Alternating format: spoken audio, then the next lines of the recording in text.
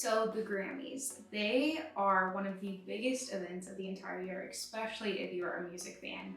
And I personally can't think of a time when I didn't watch the Grammys. I feel like it's a time where we all get to come together, hear what we think are the best songs, hear different genres of music. It's one of the only award shows that you'll get to hear someone from country, someone from hip hop, someone from pop, all of the above play in one place. But the real question is, how do the Grammys actually work? So if you do watch award shows, you might not realize how do these people actually win awards. When you hear that, there was a quote upset because people thought Taylor Swift would win and someone else won. Why is that and where does that come from? Who actually gets to decide who wins? And that's what we're gonna be talking about today.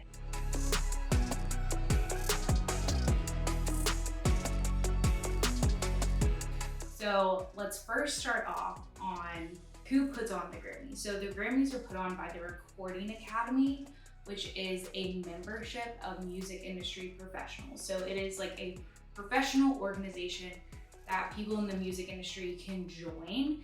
And it offers a lot of other benefits besides just voting at the Grammys, but the Grammys are definitely their big event that they put on each year.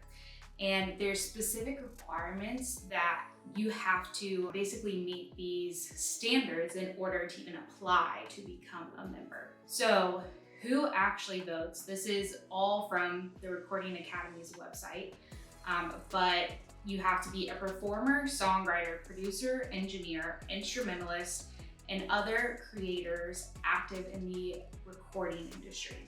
And so you have to have 2 recommendations from other people within the music industry on your application, as well as proof that you are actually working on current recordings. So it has a lot to do with whenever you open the CD and you see those random names in the booklet, it's those names who are voting on these awards.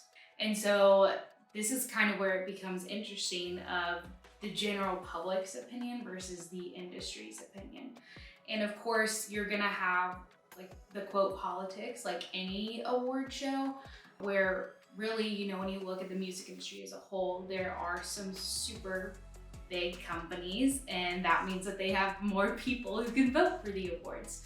So that's why you see most of the time someone who's on a major label win the award, because they have more people who are eligible to vote for that award. But next, we will talk about the actual process. So now you know who's voting. Let's talk about how they vote, because it's actually kind of an extensive process. So first is the submission phase. So anyone, any label, manager, artist can submit their work to be basically considered for a Grammy. So this is a super wide net. This is the very first step where the majority of every song that you hear that's being released is going to get submitted, just because they want the chance to win. And then next there's a screening phase. So within the screening phase, voting members go through and basically narrow it down. So we're kind of starting at the top of the funnel and we'll go eventually to the awards.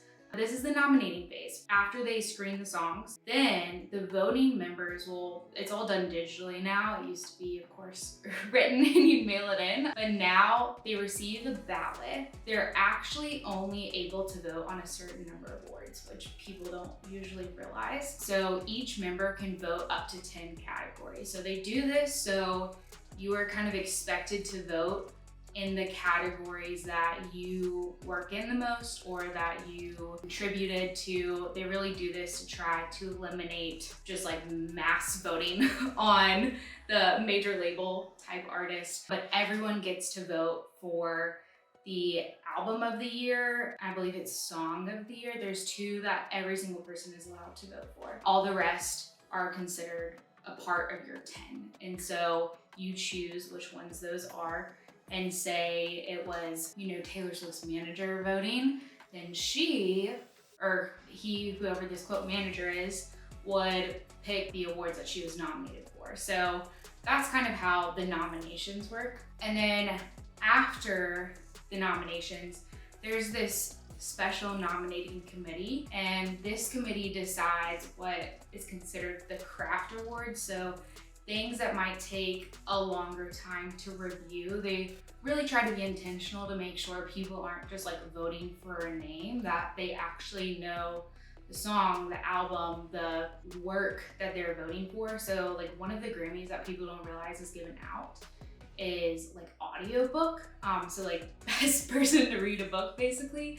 So when you're considering a work that big, they actually have a committee who will review it. So it's not everyone just taking a bajillion hours to all read this audiobook and vote on it. So yeah, there's a few different categories like that, but that's definitely the minority. One thing that people don't realize is that, you know, the Grammys show on TV, you see maybe 10 awards, but there's actually 91 Grammy categories. So the majority of awards that are given out every single year are not actually shown on TV. They're given away at the thing called the pre-Grammy show. And you can actually watch this. They live stream it online. This is when, you know, you're watching the Grammys, you're like, oh, she already won 3 Grammys tonight, but you didn't see her on stage. This is what they're talking about at the pre-Grammy show party.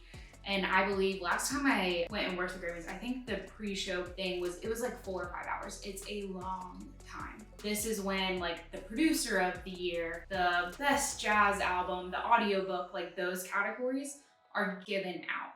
So this is when those other like 80 awards that aren't shown on TV are given out, like the best jazz album, the best audiobook, the producer of the year, those type of things. So highly recommend watching that. There's usually really good speeches because a lot of these people will be like their first time to win a Grammy. So it's a super awesome way to really like watch people's dreams come true, which is cool. So highly recommend check out the Recording Academy's website and they'll have that live stream beforehand. It's like always when the red carpet's going on. So yeah, then after all of the nomination, then we come to final voting. So after the committees have selected the top few audiobooks, the submissions have all been narrowed down. It depends like what number per each category, but you know, you're looking at say around 5 submissions per each category that they will vote on in the end. So the final voting link will get sent out, and then that is what the final ballot is. Then you still only can vote in those 10 different categories, but you know, you'll get a vote for the album of the year, song of the year, but you'll get a vote on the 10 different awards. And you won't know who wins until everyone in the world finds out during the Grammy show. So one thing that's kind of crazy that people don't realize with a lot of these award shows, they're actually run by like massive accounting firms because they try to make it as fair and as equal as possible. So there really are a lot of like rules and regulations, even on like the links of how to vote. It's very secure. And so it usually they'll present like the accounting firm very briefly on award shows, if you ever notice that. They're the ones who tally all the votes and put them in the envelope so everyone will find out at the same time. So the Grammy Awards, if you don't know, they've always been hosted in LA, besides a few times that they've actually been hosted in New York. I actually got to go to one about 5-ish years ago. I'll show a little photo here.